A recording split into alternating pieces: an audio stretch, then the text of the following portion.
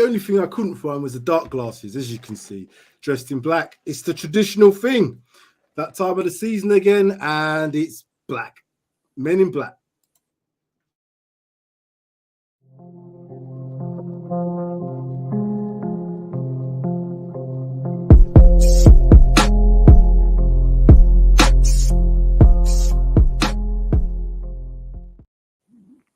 Hello, welcome to PRTV. I'm Sam Spurs for Life. This is the reaction show for the game Manchester City versus Tottenham Hotspur. Manchester City 4, Tottenham Hotspur 2.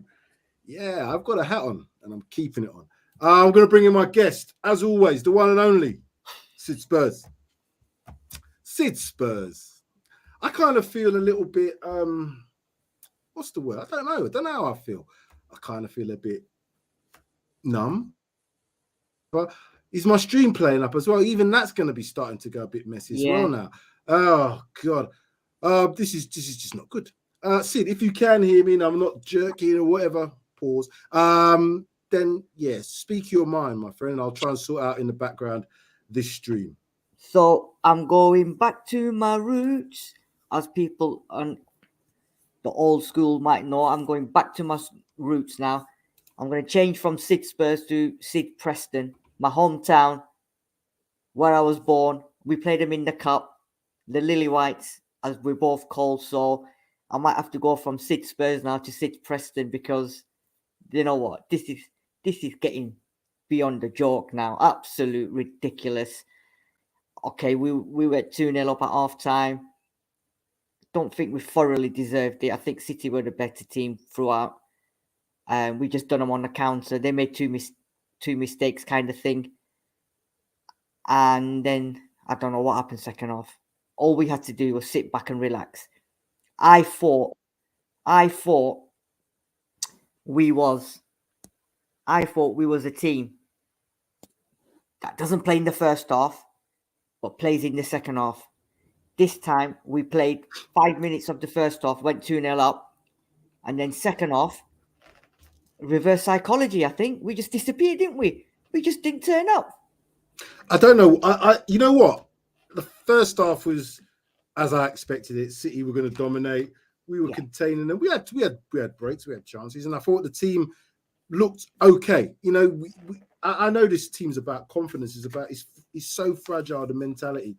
But to go 2-0 at half time with 2 goals in about 3 minutes in the late stages of the first half, you're really thinking to yourself, hold on a minute.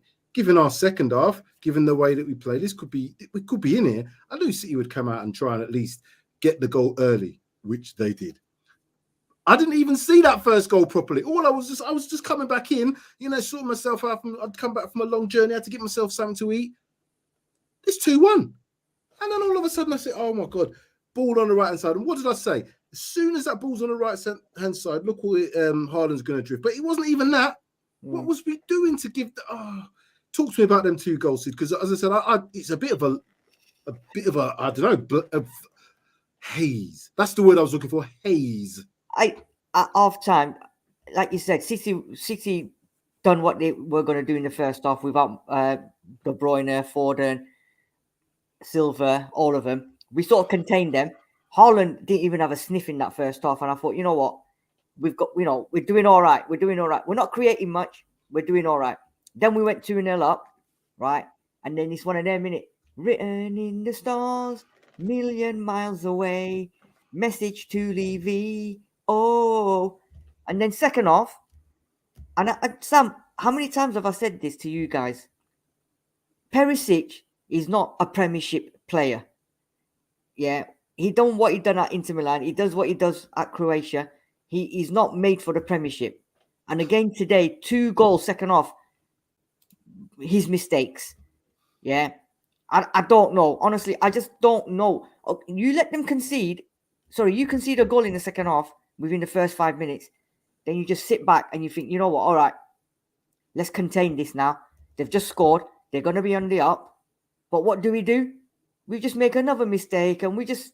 honestly, I don't know what's going on. I don't know what's going on. And as for that third goal, Hugo Lloris, for fuck's sake, man. Come on. Near post. Did you see Kane's reaction? That summed it up for me. Kane just must have thought, Oh my God. I think even for the first goal though, didn't he come out flapping and rolls in the way, and he didn't even get there. So he comes out to that position and flaps at the ball. If he'd have stayed in his goal, it could have got dealt with because he would have been on the line to maybe make a save. I've told a lot of people about Lloris recently. I don't care if he's won the World Cup. I don't care if he was in the World Cup final. He's not a good keeper. He is not a top level keeper.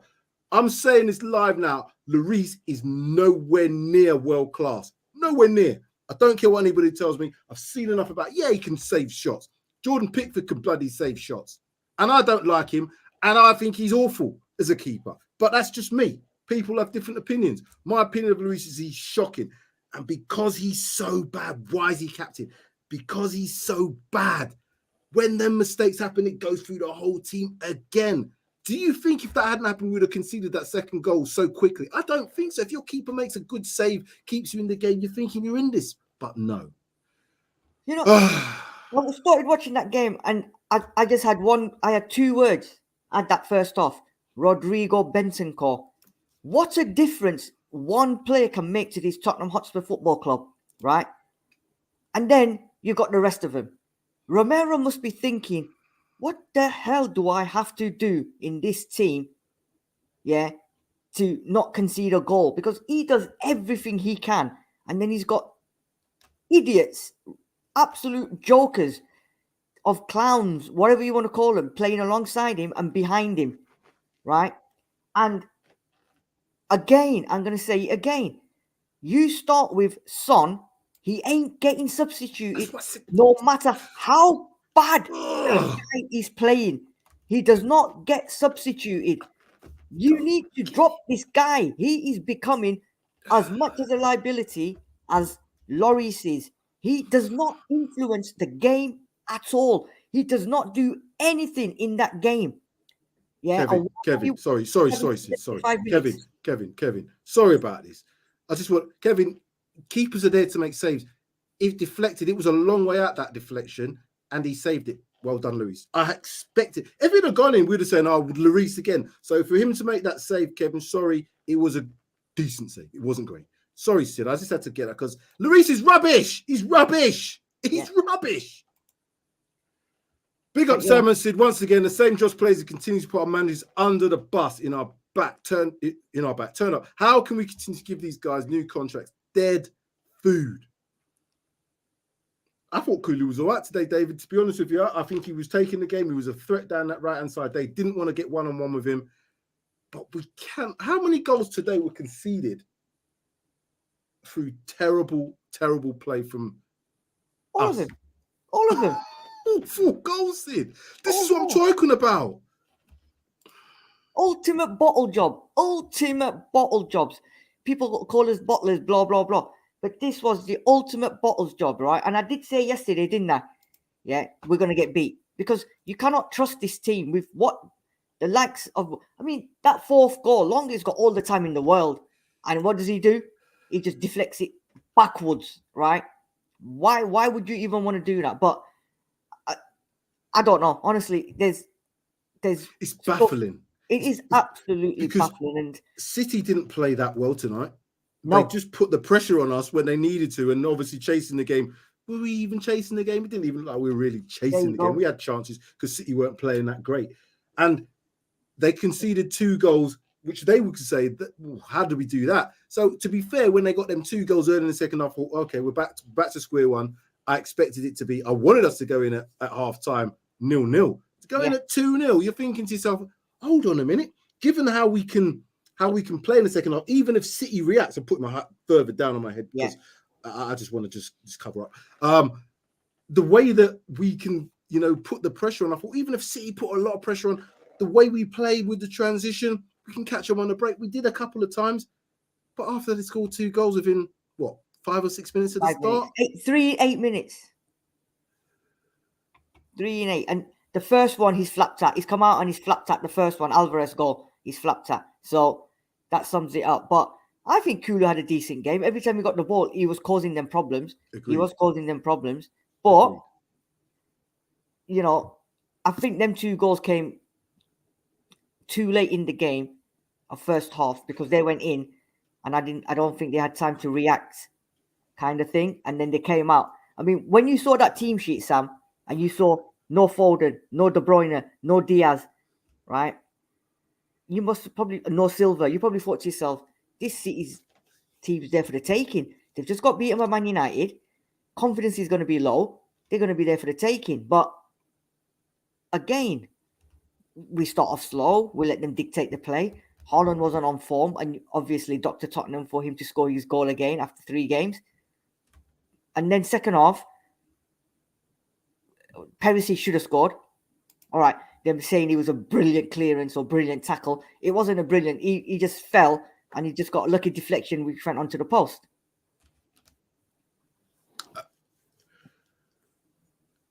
I can't get the words out about this keeper any more than what Pipes has done here. Hugo Lloris, the most overrated keeper in the Premier history. His fundamental flaws I've always maintained. Gets done at his near post, gets beaten from distance too often. I put on the group chat, or I said to Mike in the group chat, or one of the chats in there, that City trying to throw this game. You know what I mean? A bit of conspiracy theory here. You know, Mr. Codeman, you know what I mean? He's Padawan, whatever you want to call it. Yeah. City 8 points behind. If they don't win this game, you know, Arsenal, game in hand, blah, blah, all the rest of that stuff. Probably got 2 games in it. But what we then go and do is we compound it even worse. So as opposed to getting to 2-2, which would have been fair, as I said, after the first half, we didn't deserve to be 2-0 up, obviously. They didn't really deserve to be any, you know, get any goals because they didn't really play that well.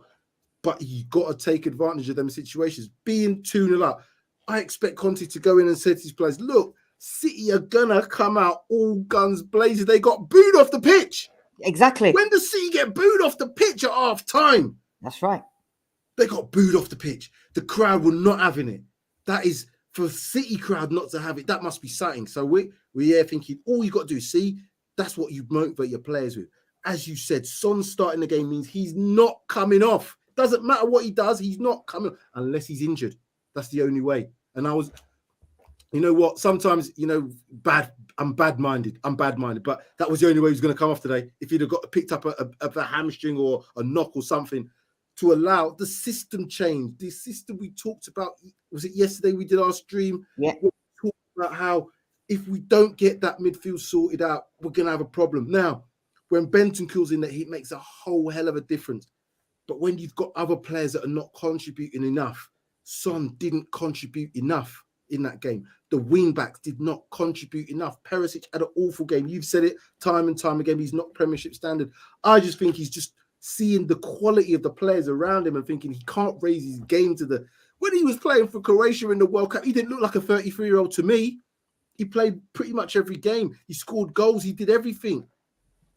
Spurs does something to players. We need to take everything down. It needs to come from top to bottom. I'm going to say this now. It's to change all the way down the whole club. The whole club needs to start with a philosophy. They've got to get first. They've got to have a vision. What is the vision of the club? And I don't mean about any sort of monetary visions. I want about a vision as to what this club means, what this club is. Then you work on your philosophy. Then you can get the right manager in to do the strategy, tactics you want to have a playing style because you've got your vision. We ain't got none of that.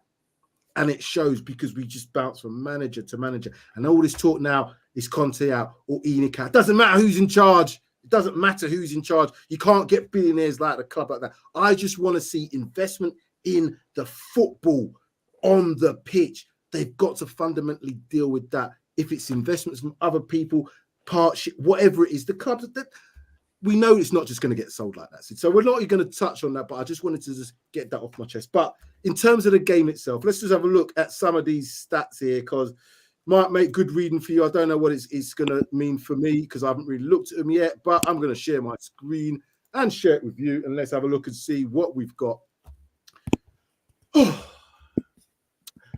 Manchester City, 59% possessions to Tottenham's 41, 16 shots to our 9. Shots on target, 6 to them, 3 to us. Corners, 8 to our 3. Fouls, 10 to 14. On the face of it, that looks, apart from the scoreline, as I would expect it. If you go into the Etihad, you expect them to have more possession. You expect them to take the game to you. You expect City to dominate all those stats where it's a positive. The fouls, again, I was expecting that to be the same for us because we've got to try and be aggressive. But the stat that really matters is this one. It's that one up there.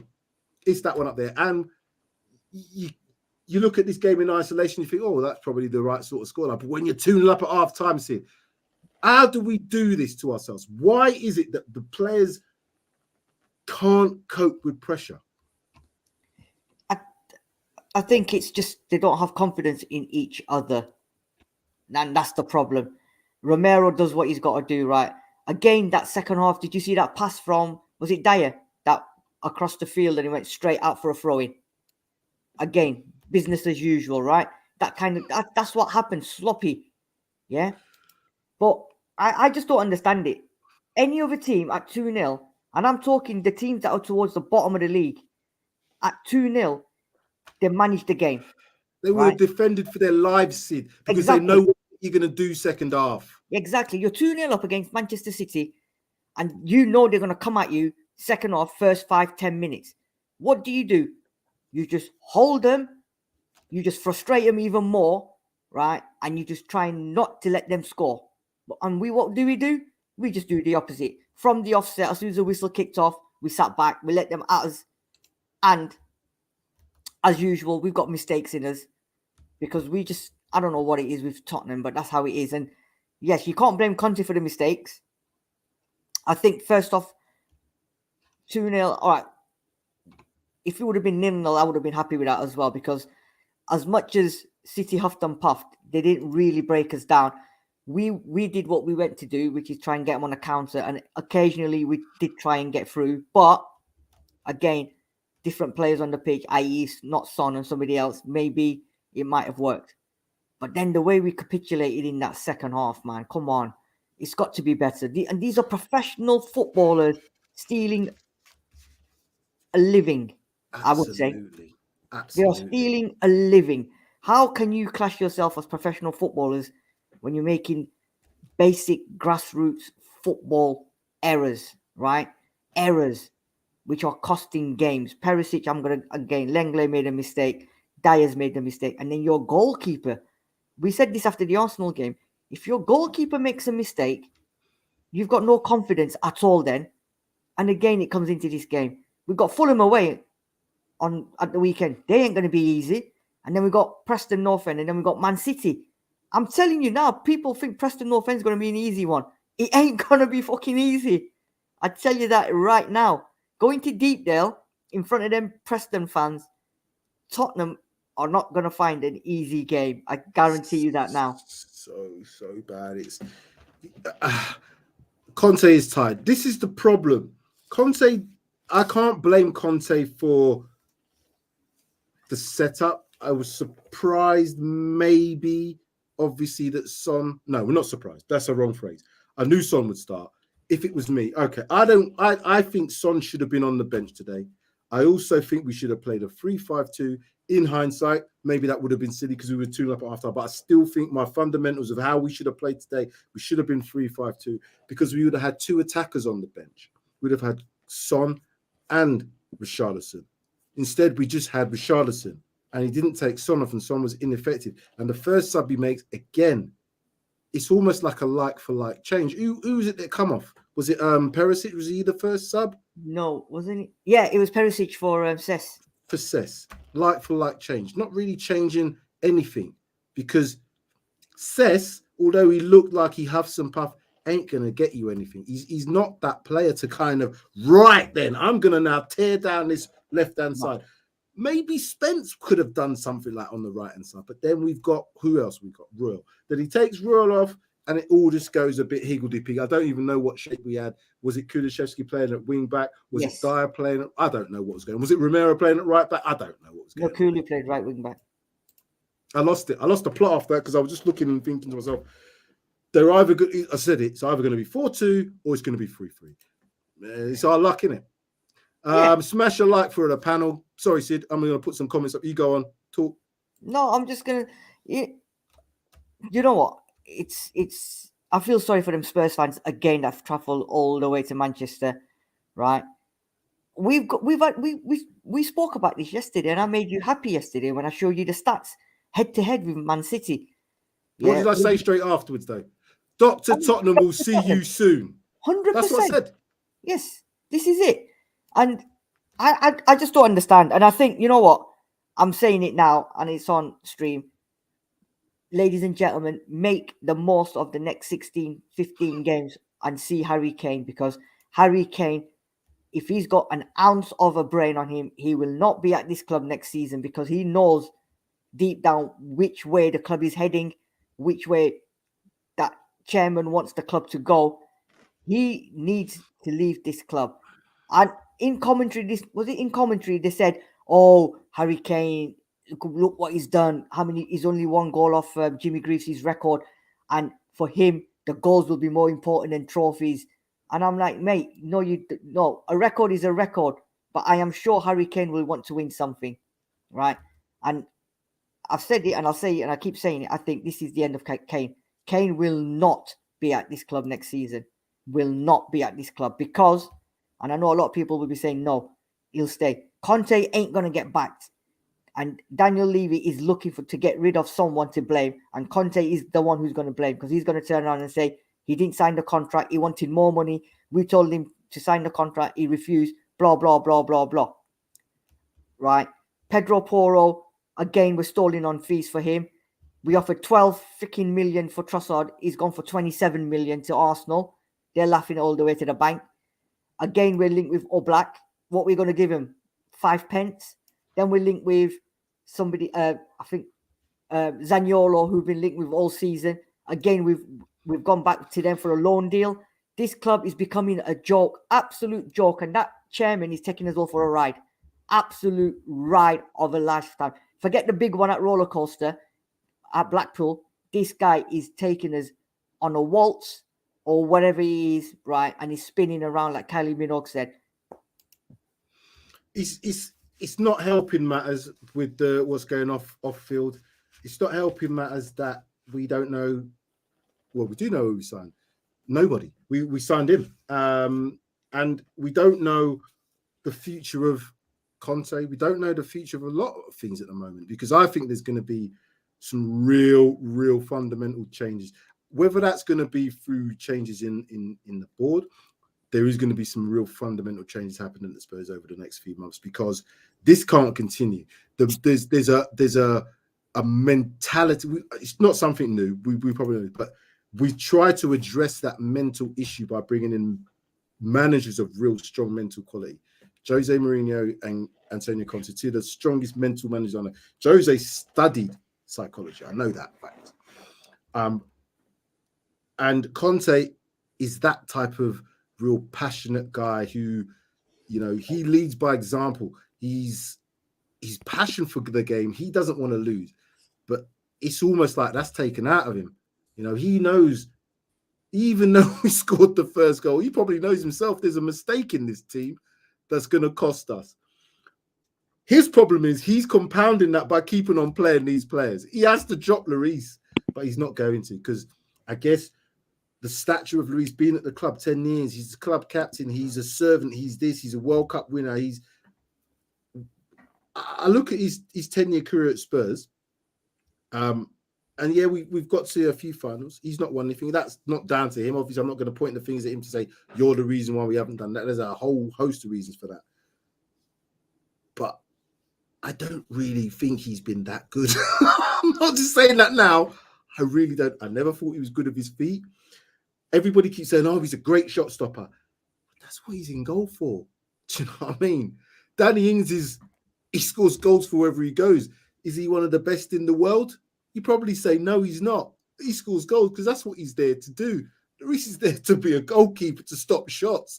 You know what I mean? To save the ball from getting in the back of the net. So anybody that tells me that's one of his qualities, fuck off. Because that's what he's supposed to do. What you want your captain of your club and your goalkeeper to do is, in the massive moments, is to make sure you show that confidence to your team. Don't come out and flap. Don't come out and, even when he got the ball passed back to him, I was thinking to myself, if he doesn't get it onto his left foot, he's in a major trouble here. And as soon as he's got his right foot, you can see the panic in him. If we've got that feeling, the players must have it. Antonio Conte, That's where you've got to manage now. And I don't know what's going on in the back, but you've got to drop Son, you've got to drop Lloris. If you can't drop them for the next game at home against Fulham, they are never, ever going to get dropped. So I want to see some real changes in the team.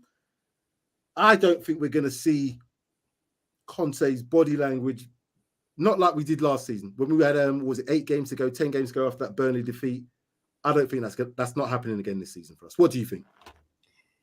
I don't think that's happening again because it's like you said, the mistakes, isn't it? No matter how well they play, it's the mistakes.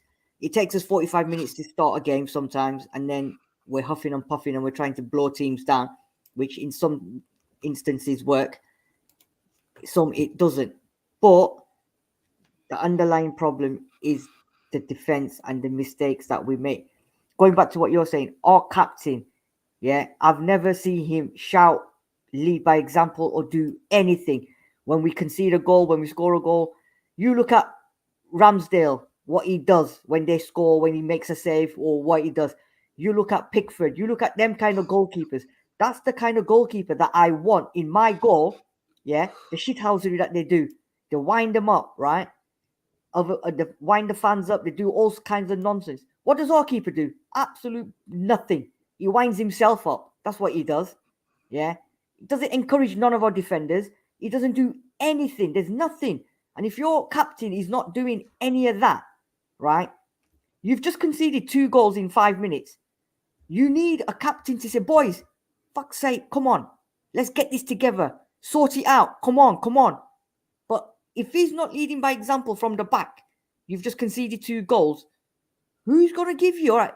Hojbjerg tried to do it every now and then. He was having a go at 1 or 2 players, but that's not enough for me. That is not enough for me. And like I said, Kane's body language after the 3rd goal went in, summed it up, right?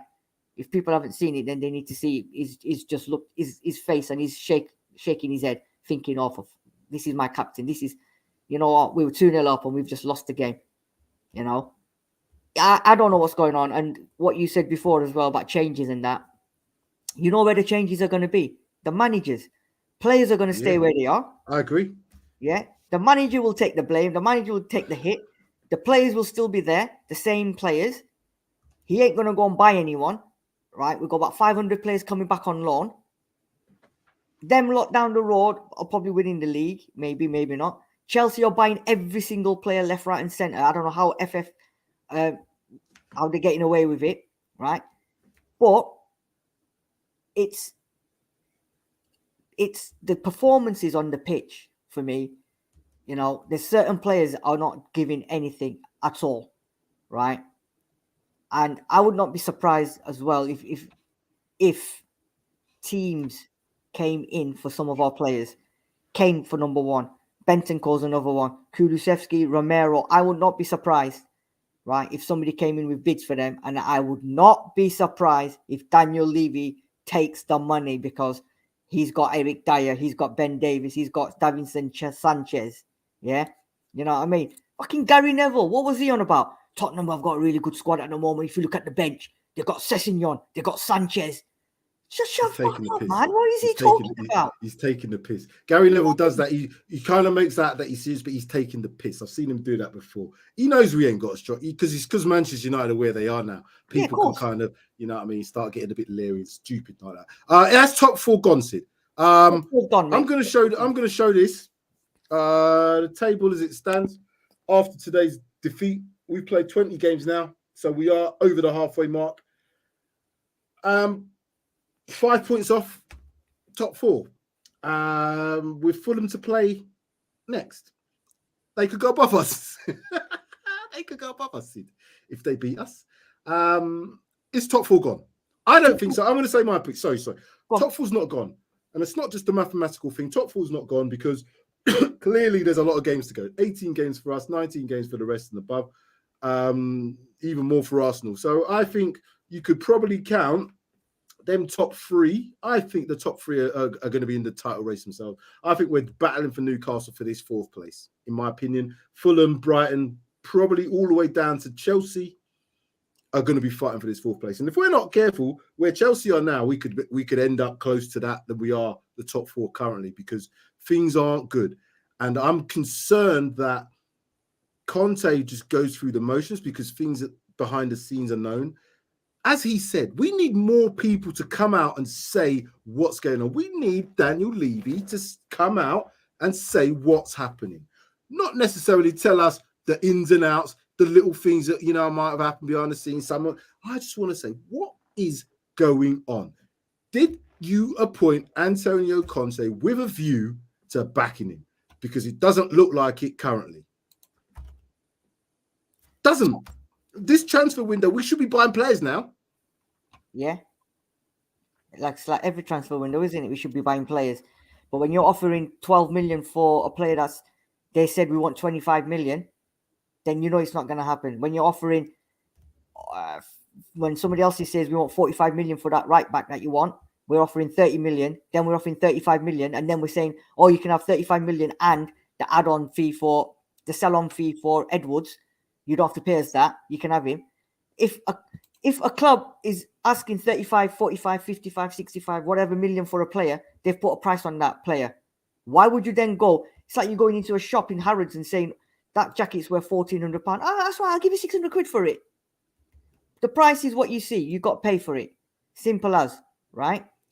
Now, unless you get a hooky brand, unless you get one of them, brand, the Lacoste ones where it starts to peel off. That was Dombele. He was a hooky brand because when I see him abroad, he looked fantastic. He comes to Spurs, he's a hooky brand. That's what we do to players. We make them hooky, Sid. Yes. Why? That's right. And going back to what you're saying about the top four, I think top four is done for us because I tell you why. We've got Fulham this weekend. If we lose to them, they go above us. If Brighton win, they go above us, right? And we're playing catch up. Newcastle are not easy, right? Because they could just go like that and go and buy some more players. Now, I'll just say one thing. In April, I know I'm talking 3-4 months away. We have 3 games in 7 days. 3 games in 7 days. Do you know what them 3 games are going to be? Go on. Newcastle United away, Manchester United at home, Liverpool away. 3 games in 7 days. Cheers. Yeah. So, you know what? For me, top 4 is out of the equation. And I will go as far as saying, if we're at the top 4, then we might as well not be in Europe. And I think somebody's already said it in the comments. Have a complete out of Europe season where we're just playing 1 game a season. Next season, like Chelsea did that time when they had no Europe and they won the league. If we're not going to get top 4, forget it, because we're not going to get the players, number 1. So then you might as well just consolidate none of the European competitions and just build from the back. I've had people telling me, oh, you lot should start from the academy. You've got the best stadium in the world. You've got the best training ground in the world. Start with your academy, bring them in, blah, blah, blah. I said, we ain't got an academy. What academy? What academy? We ain't got no one coming through. Look at, what's his name today? Lewis, that played for Man City, 18 years old.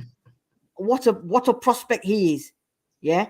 Kyle Walker can't get into that side because this kid is keeping him out of place.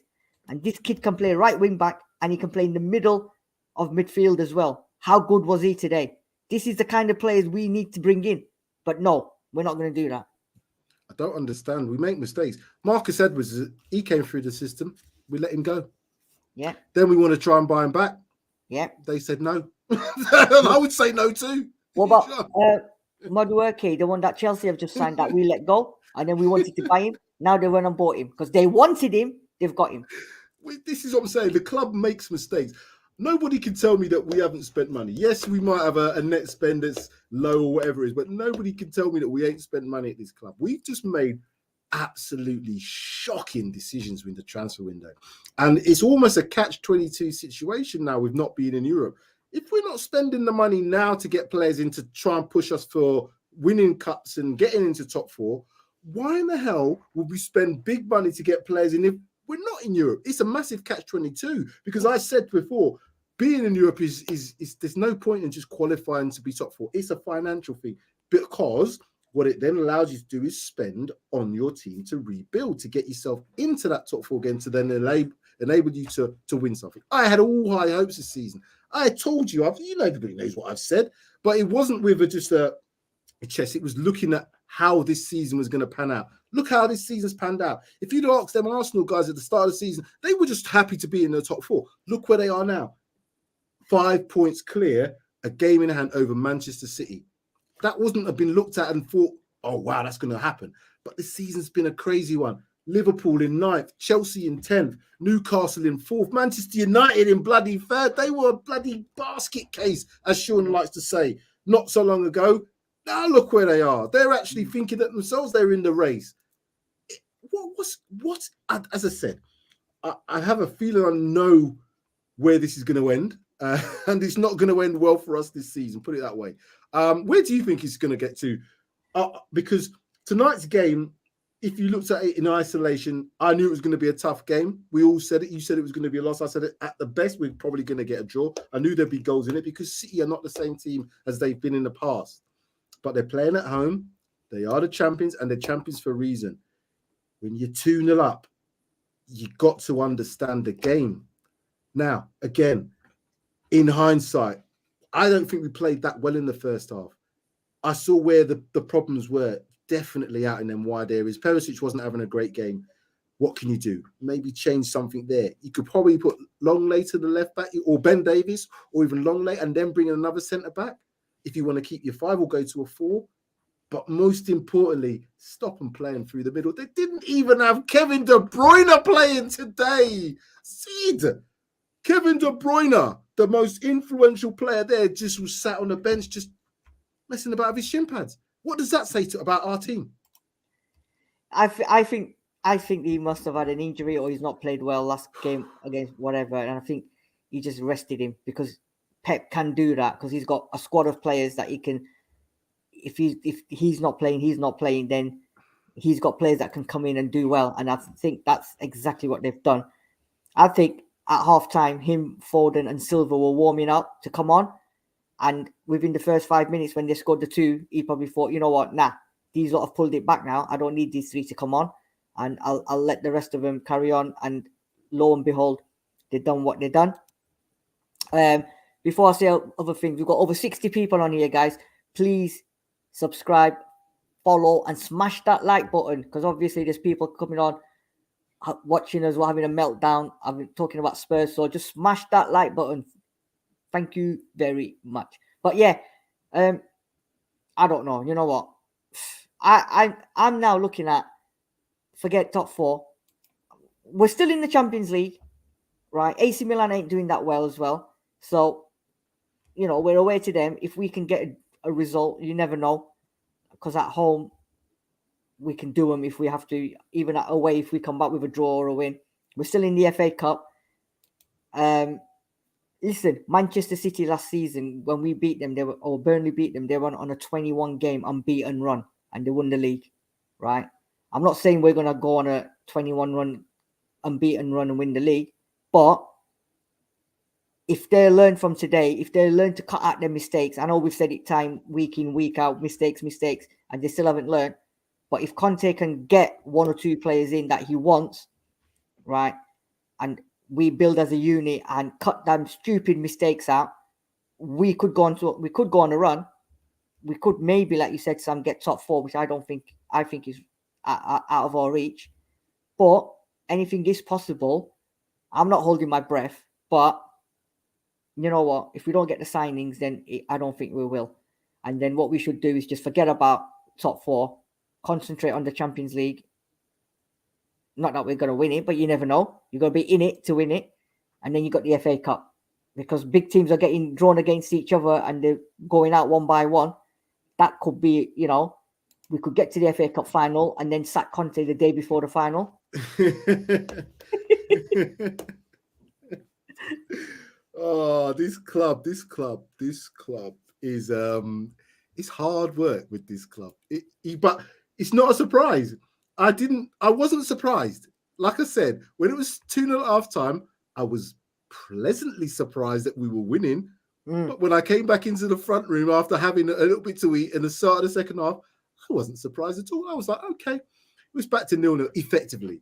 But what I then saw after that was just the catalogue. Well, it was the catalogue of errors that led to the goals anyway, but it's that capitulation I'll go back to a point that Goodbeats has said here. If fans are not ready to change ownership through protest every game to the end of the season, then we should stop talking about levy out. Now, where, apart from possibly Newcastle, where have any fan protests got the club up? Manchester United were heavy on that. Arsenal have been doing that for years. West Ham tried that with the golden, what's his name, Sullivan. Never happened, never worked. You can do that. You can protest unless it's a collective, but I still don't think that makes the owner sell. They're businessmen. Why are they just going to suddenly give their club away? It's not going to happen. That's when someone will come in and try and make a bit of a deal. You know what? The fans are unhappy here. We can maybe get the club for our price. It ain't going to happen. The best that we can hope for is that they sort themselves out. They take the investment. They take the naming rights. They come out and they tell us this is the vision for the club.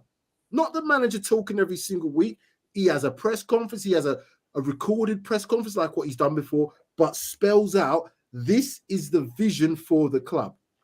This is our philosophy, our playing style, if you want. Then you can then think, okay, I understand. Are you bringing in young players to then develop, to then sell on? Are you not really worried about your academy? People can then ask these sort of questions. Are you having a ceiling on how much you're playing players? Are you bothered about being in the Champions League? Does it affect you financially if you're not? Are you okay with the revenue? Because that Deloitte, which gives the values of clubs, put us in ninth place. So again, there was meltdown. Oh, look at this. We've got all this money. We should do with this. Possibly. But do business people pay at their own pockets? They don't do it. That's why they've got lots of money, because they don't pay out their own pockets. We need a benefactor who's going to do that. You'd want someone to come in like a Jeff Bezos who's sold his things in Amazon and says, you know what? I fancy having a bit of a flutter here. Let's just go and have a bit of a flutter on Spurs like Roman Abramovich did for Chelsea. That's our only hope. Other than that, we're only going to have or expect to get investment coming in because we are a club that is sellable and it is marketable. That's the only way, mate, in my opinion. What's your thoughts, Sid? Listen, before I give you my thoughts, I just want to ask you a question, and I want to say something. At half-time, every game this season, we've been shit. We've gone into that dressing room. Conte or his bodyguard, whoever it is, has said something, and they've come out second half absolutely reeling and smashing teams in a sense. What do you reckon was said at half time? Because we've gone in with 5 minutes to go, 2-0 up. They've gone into that changing room and they've come out completely different mentality to every other game this season, where we've come out second half on the money, chasing, trying to get goals. What was there said? Was this something said to them? Or was it just the players' mentality? Because Conte said it many times. I tell them things and they're not doing it. So do you think they've come out second half thinking, it's going to be an easy ride. We don't need to give that 100% that we've been giving in other games, that second half where we were chasing the game to win it? Do you think it was just the fact that they thought we're 2-0 up, we're not chasing the game here? No. Let's take a foot off the pedal. I thought that was a surprise. I think the players went in at half-time surprised that they were 2-0 up. I think that Conte probably said, oh, listen, lads, we are 2-0 up. We need to do this. We need to make sure we maintain our, whatever it is, the strategy set out, the low block, the mid block, pressing when you, in certain areas, collectively doing whatever you're doing. But what you can't do, and I've coached the game. I've coached for a number of years. I think I was pretty good. I know football. Level 3 coach, by the way, UEFA B. Just for those who are out there, you want to, think about it. But what you realise is that you can't legislate for mistakes.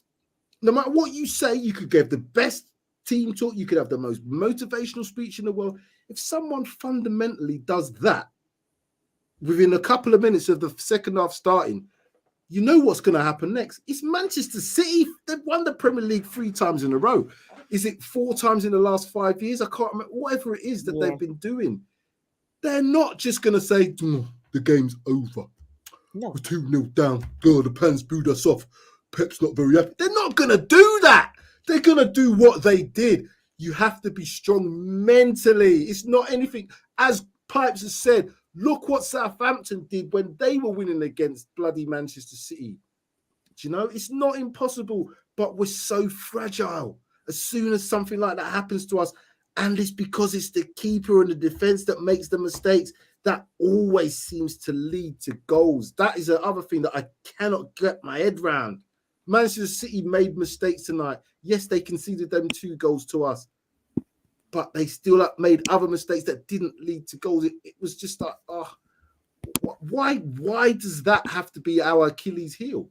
You know, we play in the system he does is Conte. I'm down with that now. Fine. You're gonna play Son every game.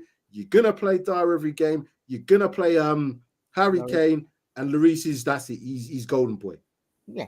But when you've got to make changes to win a game, the first change you make is not Perisic, and then it's a straight swap for bloody what's his name, Sessegnon, who ain't torn any trees up this season.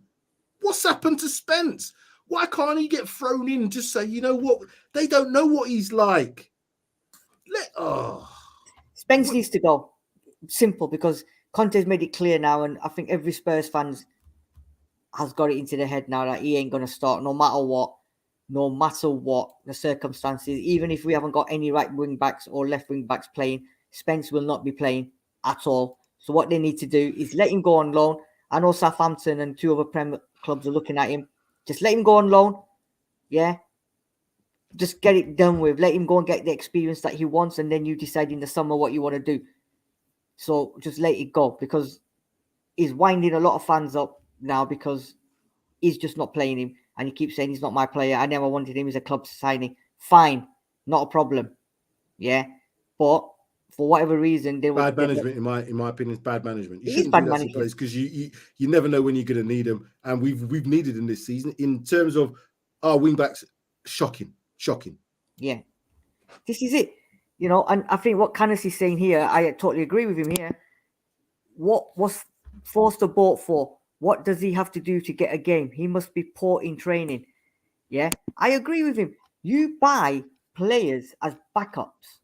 A goalkeeper has bad games. When a goalkeeper has bad games, his morale, his confidence, everything is low. You then have a keeper on the bench. And I've said this before, and I'll say it again. Liverpool, Man City, they've all brought in young keepers on the bench, and they've put them in big games. Because he can't do any worse than what their keeper has, whether he's made a mistake, whether he's running low on form, I don't know, whatever. Lloris is not on form. Bring in your keeper, the second choice keeper who you've confidence in, because you've gone and bought him. Give him a run. You got nothing to lose. He ain't going to do anything worse than what Lloris has done. Yeah. But, like you said, I don't know what Conte's issue is with these players. I have no idea. For me, I don't know. I can only make my assessment based on what I see. I don't know everything that goes on behind the club. But Conte is a stubborn person. You can see he is. And they kind of alluded to it in commentary. Pep is stubborn. He didn't want to change his team at half-time, even though he's 2-0 down, because that's what I've set up. That's my plan. I'm going with it. This 3-4-3, that's Conte. That's what I've got. This is what I'm going with. I don't care.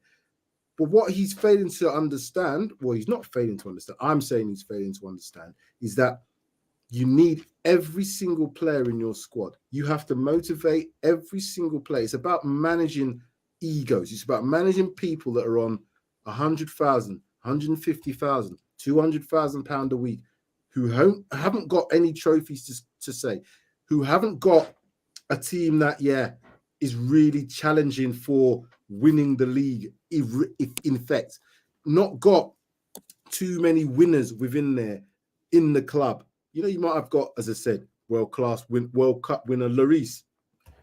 What does that bring? Nothing. Perisic, I thought he was brought in to bring us this, solidity, this experience, Champions League winner. He's done all right. You don't rate him. I think he's been all right. He's certainly better than Sessegnon, in my opinion, but he's not good enough for us going forward as a long-term prospect. Obviously, we've got a Doji coming in, but he must be thinking to himself, good grief. What's going on here? What have I signed up for? I think a few players probably have that same feeling when they get approached to come to Spurs, because I've heard that Trossard said, don't bother putting in a second bid. All his people said, don't bother put a second bid in because I don't want to go to you lot no more. But you know what? if that's the case, then so be it. Let him go there, and I hope he fails miserably.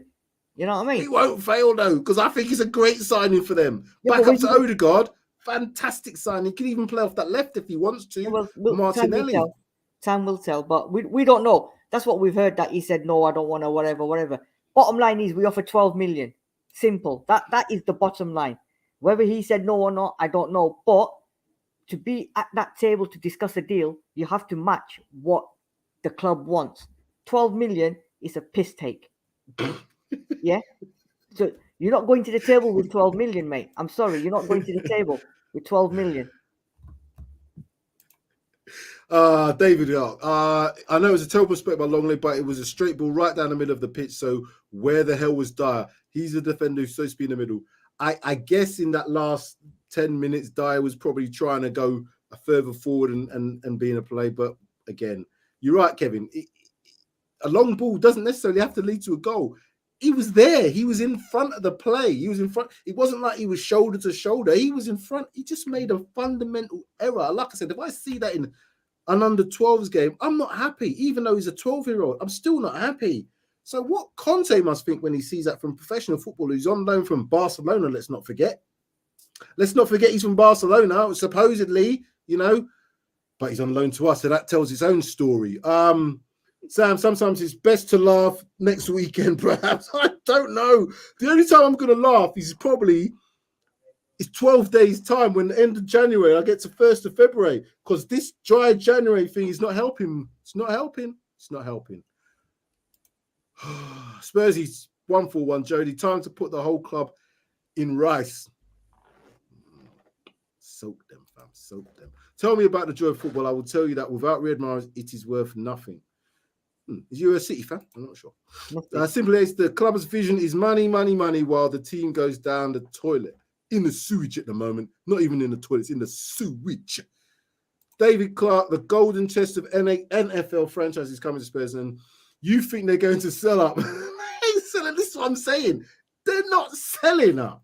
The best we can hope for is somebody gets into Daniel's ear, Joe Lewis's ear, and says, listen, fam, someone over there's got a couple bill for you there.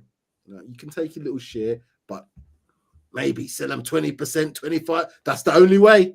They're not selling a cash cow. Would you, I'll ask the viewers, would you, if you were Danny Levy making all this money without winning anything, you're 9th in the world of football, would you sell? No, I don't think you would. So let's put this into reality. We as fans want what I want to win something. But I know that to get your owners out doesn't happen like that. They have to want to sell. Even when Newcastle had to force they made it really uncomfortable, but he didn't sell up straight away. He got the best deal for himself and he walked off smiling. So this is what we're saying. It's not just going to happen like this, people.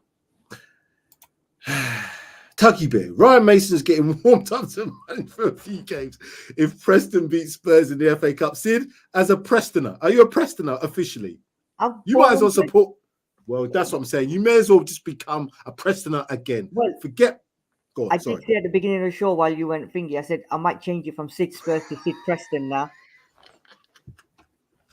I should have thought that I was going to say exactly the same thing, man. You should definitely. Yeah, I agree. I just see the message. That's good. I agree. I don't know what's going on in my head. I've gone to Lally. Let me just get a few more of these comments in, and we're gonna get off here. But people are. This is therapy. I know that our friend Mr. Hell, you might be even more. You'll get well soon, but this team don't make you better. This team will not make you well. So if you are sick, I suggest you get medicine, because this isn't the medicine that you want to get you better. Football club is now a brand commodity. You're right, Colin. I haven't seen you for a while. Every time we have a decent academy player, BS stories about their attitudes, do the rounds, and we lose them. Exactly. Something's getting off. Just to think the way Levy operates is going to take time to build a squad, and think the fans should not believe otherwise. Eric Dyer will go down as a legend. Well, we can go on with these lots of comments. People, I'm sorry for all the comments that haven't been shown on screen. We do this as a bit of therapy, but I'll come to you, Sid. Final thoughts. I did say on the preview show yesterday, as much as I love my Tottenham, you know, sometimes you've got to not think with your head or your heart, and you've just got to say facts. And I did say that we'd get beat, but I didn't expect us to get beat in the manner that we did. At half time, I was thinking, oh my God, I'm going to get slaughtered on stream tonight because I said Spurs are going to get beat, and they're winning. But then, true and behold, the true Tottenham Hotspur came out second half and we got beat. Again, silly mistakes. I'd say all four were mistakes. We don't make them mistakes. We win the game comfortably or not, I don't know. But, you know, people would have said, you know what, they deserved it. They went there, they done a job, they won the game, but we didn't. Now, Conte's got a massive job to try and get these confidence on these players back. You know, and if I could have a one-to-one with Conte now, I'd sit down with him and I'd say to him, drop Son, drop Lloris, put Forster in, start with Richarlison or Gill, whoever, please. Yeah, and I would knock that into his head, but it's not going to happen because that's what he's going to do. Fulham away at the weekend, you'll see them two playing again, and it'll be the same old, same old. And then we got Preston, then we got Man City, and then it's Groundhog Day. Just repeat. But we have got 12 days to look forward to for the January transfer window when our new signing, Mr. Nobody, number 9, signs for us. Yeah. So I don't know, but like I keep saying to you, my final thoughts are: get in that seat, put your seatbelt on, buckle in, because the ride is gonna get.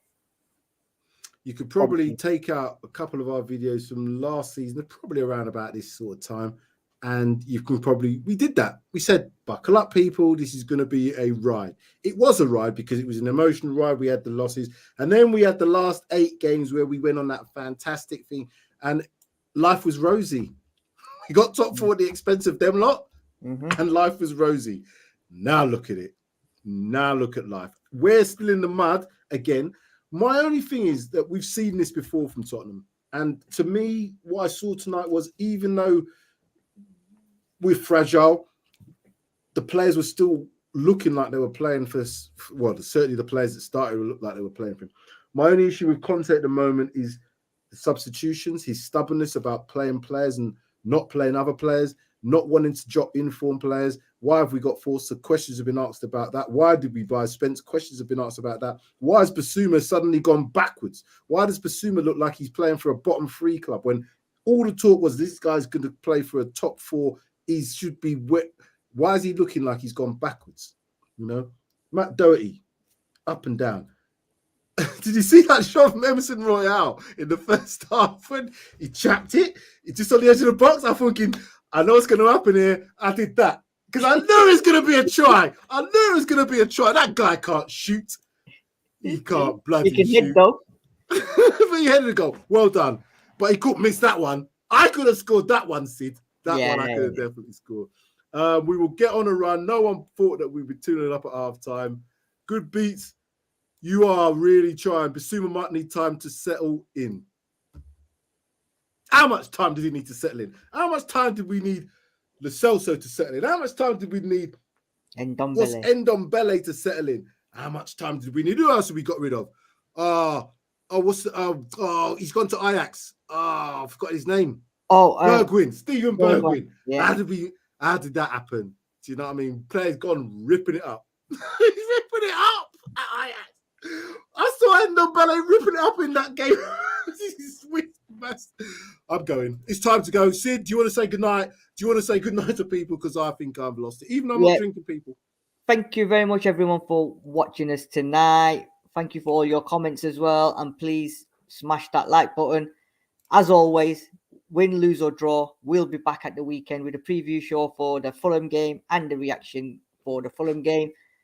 So whether you like it or not, the bad boys are here for life. Whether you like it or not. Exactly. So, you know what? I was going to say, I know how AFT used to feel.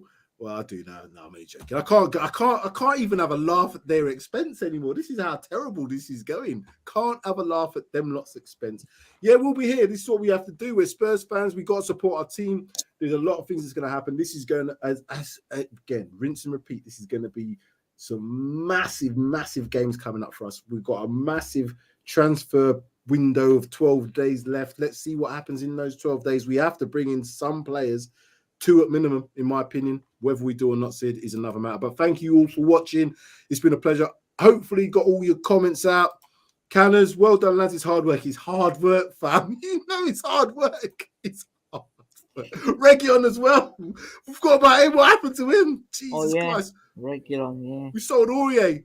Aurier played it. Yeah, he weren't the fans' favourite, but what he's doing at Forest, that he's a perfect player for Conte's team. Anyway, well done, lads.